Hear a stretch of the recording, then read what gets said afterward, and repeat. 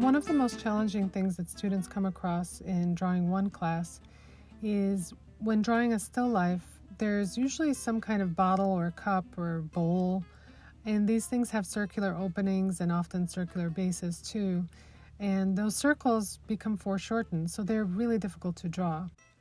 So the first thing I'd like to cover is how these circles actually get foreshortened. So if you can imagine a circle being placed on a tabletop or on a floor and then lifting it up to your eye level, it will look like a line. And so anything that's close to your eye level is going to be very thin. It's going to look like a very compressed circle. But the further you go up towards the ceiling or the further you go down towards the floor, the more and more circular that ellipse is going to be. So what this means is when you draw something like a cup, so here I have kind of a plain cylindrical mug. The top of that mug is going to be a narrower ellipse, and the bottom of the mug, the base, is going to be rounder, more circular. So the most common mistake I see in drawings of foreshortened circles is the bottom tends to look more flat and the opening tends to look more round. So the cup ends up looking more like this. I mean, this seems pretty specific, but the reason why this happens is because we know that the opening is round and circular. And so we try to make it round and circular. And then the base is sitting against a tabletop. And so we think of that as kind of a flat line or flat surface.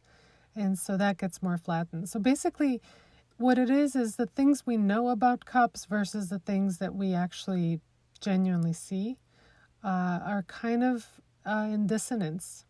So let me reverse this again so you can see the correct drawing. And now when I go back to the circles, it makes sense. One simple way you can check the opening of the cup is to measure the height against the width of that ellipse and make sure that your drawing has the same ratio.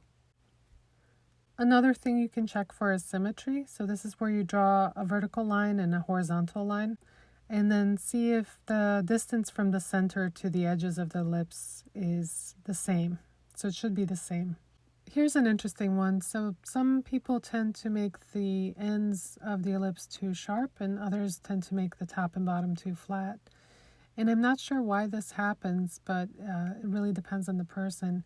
I think I make the sides a little too sharp in mine, and it's something that I always try to look out for and correct. I recommend looking at some of your old drawings from drawing one class and seeing if there's a tendency one way or another, and then kind of looking out for it in the future.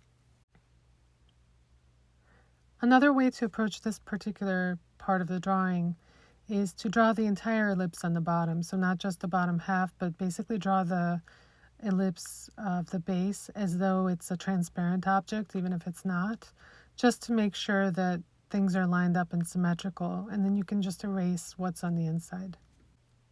When drawing something challenging like this, there's a tendency to work on one cup or glass and then move on to the next one.